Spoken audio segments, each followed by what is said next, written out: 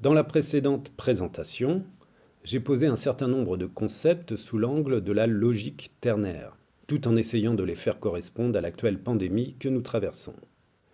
Alors nous allons creuser un peu plus et repartir des termes exposés. Sciences humaines, sciences appliquées, sciences fondamentales. Je vais déplier mes points de vue à partir de 4 auteurs. Platon, Georges Dumézil, Aristote et Michel Meyer. Tout comme nous l'avons vu précédemment, je m'appuie sur l'Antiquité grecque, en reprenant des concepts comme la logique, science des raisonnements, l'esthétique, science du sensible, et la morale qui, s'appuyant sur des règles de conduite, départage, selon les cultures et les civilisations, la vertu du vice, le bien du mal, etc., etc. Toutefois, et afin de ne pas vous induire en erreur, il est important de préciser que l'esthétique en tant que discipline est récente. Elle fut élaborée par Alexander Gottlieb Baumgarten au XVIIIe siècle. Selon l'auteur, cette discipline concerne plus particulièrement la science de la connaissance sensible. Dans ce cas, pourquoi faire appel à l'esthétique? Alors partons d'une distinction afin d'en expliquer la raison. En premier lieu, pour Socrate et son disciple Platon, le beau et la morale ont une même destination. Ce qui est beau est bien. Mais pour nos deux philosophes, le beau n'est pas l'art, au sens d'un artefact, ou au sens d'une fabrication matérielle, ou encore ce qu'on appelle en grec d'une techné. Dans son ouvrage La République, Platon condamne explicitement la peinture et la poésie, ainsi que la rhétorique qu'il considère comme des copies ou des illusions dont le but est de flatter, sans se soucier justement, du vrai, du beau ou du bien, incarnant les trois transcendantaux platoniciens. D'un autre côté, Jean-Pierre Vernant, grand helléniste, donc spécialiste de la Grèce antique, précise également que Platon n'aimait pas les idoles, donc les sculptures représentant les déesses et les dieux, comme Athéna ou Apollon. Platon préférait les reliques que l'on pouvait trouver dans la nature et qui, par leur particularité formelle, symbolisaient un signe des dieux. Alors voyez ici deux façons d'envisager l'esthétique. L'une serait un artefact et l'autre serait issue de la nature. Par exemple, le sociologue Jean-François Amadieu, avec son ouvrage Le poids des apparences, nous indique que la distinction entre les arts appliqués ou artistiques et le beau corporel, naturel, idéal, auquel se réfèrent Socrate et Platon, est toujours effective. En effet, si dans le cadre des pratiques artistiques et artisanales, les canons de beauté ont fini par disparaître au XIXe siècle, et ce grâce à l'esthétique kantienne ou hegelienne, en revanche, la beauté corporelle naturelle ou idéale est toujours soumise à des normes esthétiques, comme elle ancre toujours nos jugements et nos actions, au sens où, selon le sociologue, une personne belle obtiendra plus de crédit de notre part qu'une personne laide. Cette personne belle sera considérée naturellement et spontanément comme moralement bonne et logiquement plus intelligente. Moralité, que l'esthétique concerne la fabrication d'un artefact ou qu'elle soit l'expression d'une nature ou d'un idéal, elle participe pleinement du jeu des apparences et de la manière dont les objets manufacturés ou les corps de la nature sont exposés sous leur meilleur jour. Par conséquent, et dans le cadre d'une synthèse, l'esthétique, artefact ou naturel, est de l'ordre du paraître, de l'apparence, de l'apparat comme de la parade. Que cela soit un objet d'art, une créature de Dieu, un presse-citron design, une prestation politique, une représentation théâtrale ou un défilé militaire, les uns comme les autres s'exposent et se présentent comme des représentations. Du point de vue de la représentation, l'esthétique est en soi équivoque. Elle révèle comme elle cache, elle montre comme elle dissimule, elle incarne comme elle simule. Et c'est toute la difficulté de ce concept, donc de l'esthétique, qui, dans une certaine mesure, est le produit d'une synthèse entre la logique et la morale. Bref, la logique, l'esthétique et la morale englobent pour moi les idéaux platoniciens comme le vrai, le beau et le bien, et renvoient, encore une fois, à une triangulation si l'on ajoute le faux, le laid et le mal. Alors voilà pour une première mise au point. Maintenant, passons à une analyse originale de Georges Dumézil, auteur à la fois linguiste, anthropologue et historien. Dumézil a traversé le XXe siècle en élaborant une structure archaïque universelle sous l'angle de la théorie de la trifonctionnalité.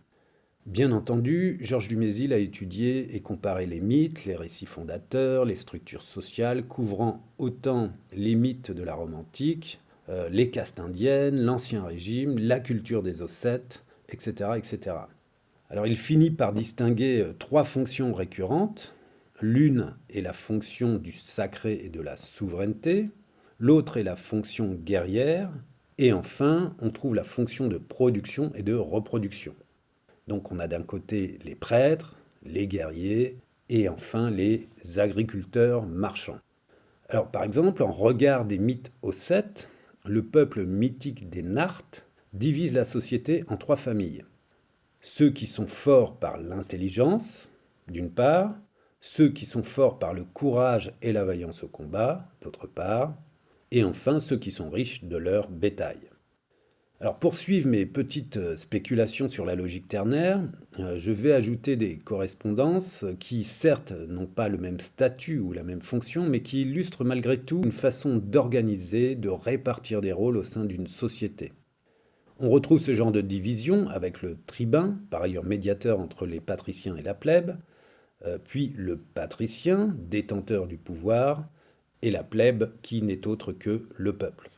Et puis, en poursuivant les propositions de Georges Dumézil, nous avons sous l'Ancien Régime le clergé avec les ecclésiastes, la noblesse avec les nobles, et le tiers-état avec, on va dire, les bourgeois et le peuple. Le peuple qui était bien entendu majoritairement paysan. Enfin, une petite digression personnelle concernant les prêtres, les guerriers et les agriculteurs.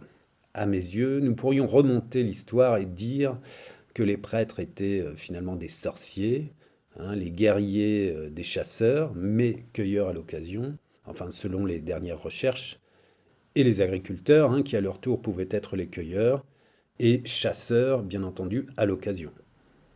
Ce qui m'intéresse plus particulièrement, ce sont les mouvements opérés à partir de ce que l'on appelle le miracle grec. Et finalement, des premiers moments où l'humanité va prendre conscience, hein, qu'elle peut concevoir et représenter le monde par elle-même.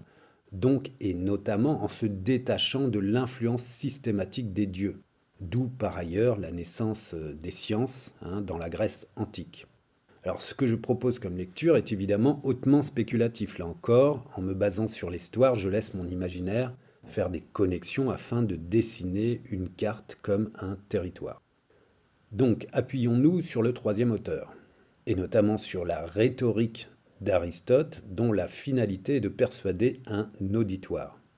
Alors encore un petit tableau.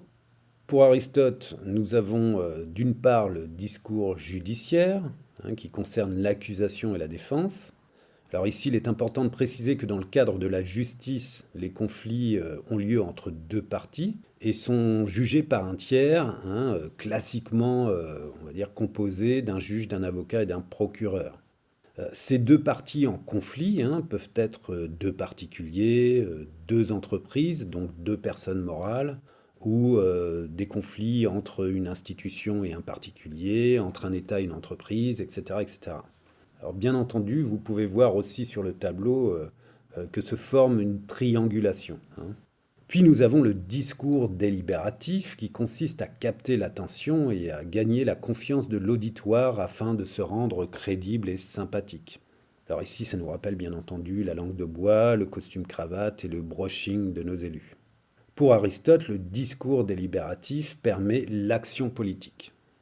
Enfin, le discours épidictique ou démonstratif se référant à l'éloge ou au blâme, ou disons se référant au compliment ou au reproche.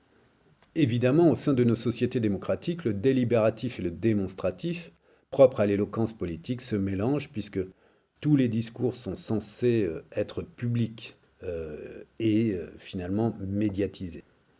D'un autre côté, le discours démonstratif, fonctionnant sur l'émotion autant que sur l'enthousiasme et la souffrance, se répand de manière diverses et variées dans les médias officiels ou aujourd'hui dans les médias sociaux.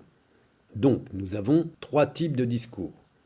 Et ces trois formes sont en lien direct avec les termes grecs qui ne sont autres que le logos, l'éthos et le pathos. Le logos représente la logique, le raisonnement et le mode de construction de l'argumentation. L'éthos correspond à l'image que le locuteur donne à travers son discours. Et le pathos s'adresse plutôt à la sensibilité de l'auditoire. Il va bien entendu instrumentaliser les tendances, les passions, les désirs, les sentiments et les émotions. Alors suite à ces petites synthèses, j'aimerais montrer de quelle manière s'est effectué un transfert entre la naissance des sciences dans la Grèce antique et la triangulation qu'expose Georges Dumézil. Pour ce faire, une petite fiction historique est nécessaire. Le miracle grec, à l'origine du développement des sciences, ne s'est pas imposé dès sa naissance au 5e siècle avant Jésus-Christ. D'autant que ce miracle concerne principalement les Athéniens d'Athènes. Par exemple, les Spartiates de Sparte ne versaient pas vraiment dans la science, préférant les luttes de prestige et l'organisation militaire. En outre, la Grèce de l'époque se composait de plus de 1000 cités. De ce point de vue, la diffusion, l'innovation comme l'enrichissement des sciences a pris 2000 ans. Du 5e siècle avant Jésus-Christ au 15e siècle de notre ère. Pour évoquer cette lente évolution, rappelons que les textes d'Aristote ont été fournis par les Arabes aux Occidentaux seulement au XIIe siècle. En outre, durant ces 2000 ans, se sont produits des passations de pouvoir. Alors, de manière caricaturale, autant les agriculteurs sont restés à leur place, autant les marchands qui deviennent des bourgeois ont progressivement, et ce par le biais des arts libéraux, subtilisé le pouvoir des ecclésiastes. Par exemple, les Médicis, grande famille de marchands italiens durant la Renaissance, ont clairement manifesté leur pouvoir en s'appuyant sur les arts. Ils ont même inventé le statut d'artiste, artiste notamment plasticien qui auparavant n'était qu'un simple artisan. Alors à ce point nommé, vous pouvez consulter l'ouvrage d'Édouard Pommier, Comment l'art devient art. D'autre part, la comptabilité en miroir, ou si vous voulez la comptabilité commerciale, qui est le nerf de la guerre des marchands bourgeois, fut inventée au XIIIe siècle. En revanche, le discours religieux et les religieux vont prendre la place des marchands. Alors nous avons constaté dans le cours précédent que les discours religieux, concernant les questions concrètes de vie ou de mort, ceux en relation avec notre époque comme avec l'actuelle pandémie, n'étaient plus très efficaces en termes d'action politique et je dirais en termes d'éthique de la responsabilité. Alors ce dernier énoncé est un mot de Max Weber, vous irez voir ce qu'il veut dire. À partir du XVe siècle, donc, commence l'hégémonie des sciences, sachant que les scientifiques ne se sont pas désolidarisés de la religion du jour au lendemain. Qu'il s'agisse de Descartes, Leibniz ou Newton, tous croyaient en un Dieu mécanicien, ayant de ses mains créé le meilleur des mondes possibles. En outre, les monarques ou les chefs d'État, et ce jusqu'à François Mitterrand qui consultait une astrologue, prenaient des décisions en fonction de prédictions de savants, à la fois astronomes et astrologues. Alors tout ça pour dire que les choses évoluent très lentement, et ce, encore aujourd'hui, si l'on se réfère aux 80% de la population mondiale qui croit encore au Père Noël sous la forme d'un dieu. Dans la colonne du centre, celle de l'éthos, mais aussi celle du guerrier, il s'est aussi produit des mutations. Du chasseur, on est passé au guerrier au roi, puis au monarque, puis à l'empereur. Alors évidemment, ici on retrouve la noblesse, mais avec quelques nuances toutefois, puisque la noblesse du XVIe, XVIIe et XVIIIe siècle sera plus courtoise, plus courtisane que guerrière. Alors sur le sujet, vous pouvez aussi consulter Norbert Elias et son livre qui s'intitule Sur le processus de civilisation. Et d'un autre côté, puisque les strates s'accumulent finalement, les rapports de force ont lieu entre les marchands, les ecclésiastes, les nobles, etc. Donc d'un autre côté, les marchands bourgeois européens s'enrichissent durant cette période, donc durant le XVIe, XVIIe, XVIIIe siècle, grâce à la colonisation anglaise, française, espagnole, portugaise, hollandaise, etc. etc. Toutefois, et là encore, il va y avoir une passation de pouvoir, du moins en France, puisque la Révolution française, qui est une révolution bourgeoise, renverse la monarchie pour prendre sa place. Et de fil en aiguille, on parvient en 2020 à un nouveau genre d'aristocratie qui n'est autre que l'aristocratie financière qui, en compagnie du néolibéralisme, impose son agenda aux différents gouvernements. Du moins, a su imposer son agenda jusqu'à aujourd'hui. Alors, je vous raconte cette petite histoire, mais il faut aussi comprendre que les passations de pouvoir ne vont pas pour autant changer la structure archaïque. Et ce du fait que l'espèce est soumise à des appétits, comme on en a parlé, avec la cupidité, l'orgueil ou la pulsion sexuelle et morbide. Avant de faire intervenir Michel Meyer, éminent professeur belge de rhétorique, j'aimerais faire un petit détour par la généalogie de la morale de Nietzsche pour vous indiquer que le rapport entre la cupidité, la comptabilité, le gain, la dette et la justice sont quelque part présents depuis belle lurette. Alors ça renforce un aspect de la structure archaïque du côté du logos, de la logique et de la loi. Donc, je cite notre ami philosophe Nietzsche. L'œil s'était dès lors accommodé à cette perspective, et avec le pesant esprit de suite propre au cerveau de l'homme primitif qu'il est difficile de mettre en branle, mais qui poursuit impitoyablement la direction une fois prise. On en arrive bientôt à la grande généralisation. Toute chose a son prix, tout peut être payé. Ce fut le canon moral de la justice, le plus ancien et le plus naïf, le commencement de toute bonté, de toute équité, de tout bon vouloir, de toute objectivité sur la terre.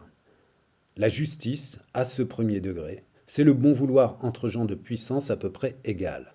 Bref, de s'accommoder les uns des autres, de ramener l'entente au moyen d'un compromis. Quant aux gens moins puissants, on les contraignait à accepter entre eux ce compromis. Alors, suite à cette citation, on voit avec Nietzsche que le prix à payer, que le coût de la vie sont enchevêtrés à la justice et à l'objectivité. Alors ce tout étant en relation évidemment avec le logos. Cependant, ce tout est sous contrôle des dominants, ceux qui nous renvoient à la colonne de l'éthos. Dominants qui imposent leurs lois et leurs normes sous forme de règles aux dominés. Et là, nous retrouvons la colonne du pathos.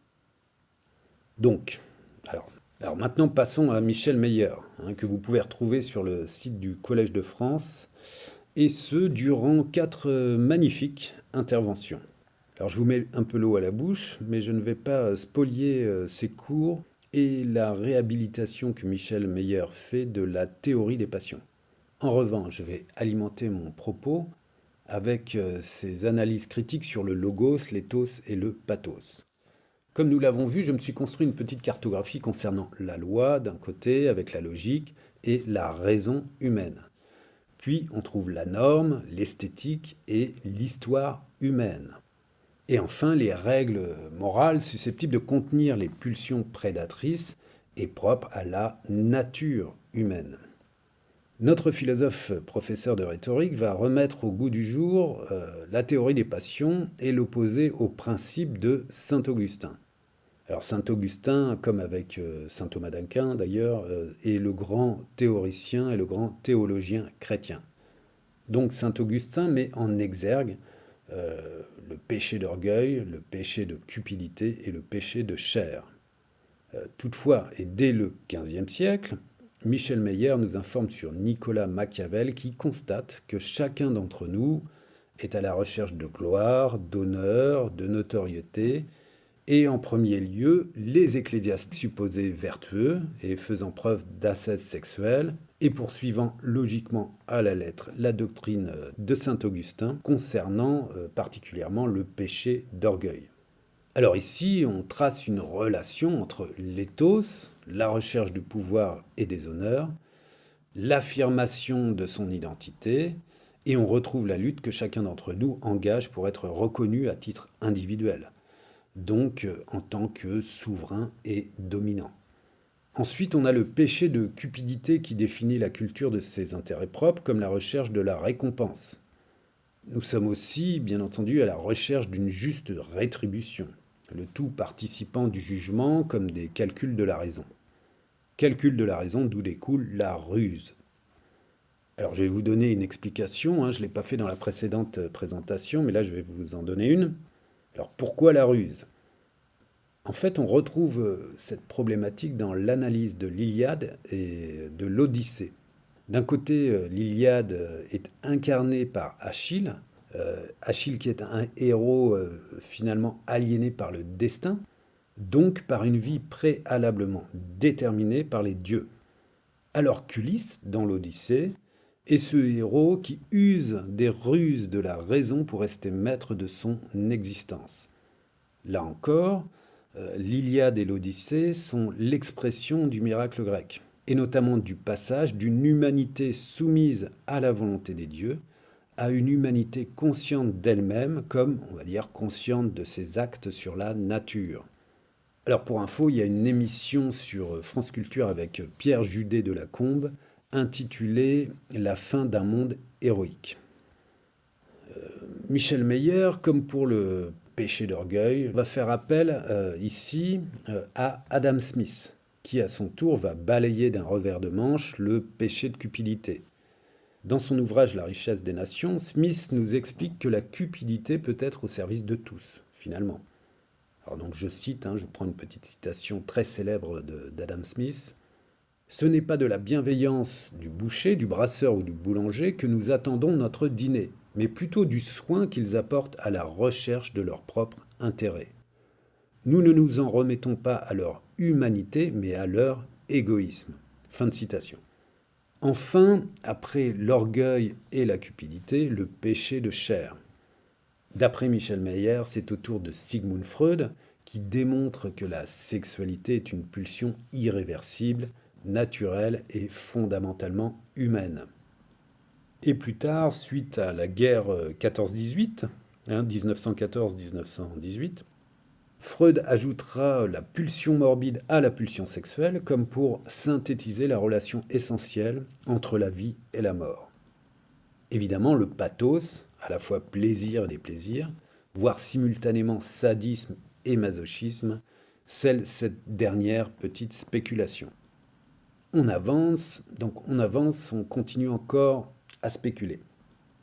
On voit ici se dessiner une structure archaïque en relation aux forces et à la puissance de la nature qui englobe toute l'espèce humaine, puis en relation aux actions des hommes supposées faire ou créer une histoire ou engendrer une histoire, et enfin le discours censé équilibrer les tensions entre les dominants, donc les patriciens, on peut reprendre l'image des patriciens, et les dominés, donc la plèbe. Comme nous venons de le voir, donc, la logique ternaire n'est pas dénuée de plasticité. Elle n'est pas fixe et immuable. Bien que les bases restent les mêmes, différentes lectures sont possibles, selon les époques et selon surtout les rapports de force. De ce point de vue, une mutation théorique a lieu durant les années 30 et les années 40, et ce jusqu'à la création de la Société du Mont Pèlerin en 1947. Et ce, en regard de la mise en œuvre du néolibéralisme qui a lieu de la fin des années 1960 jusqu'à aujourd'hui, comme de l'avancée fulgurante des sciences dures durant tout le XXe siècle.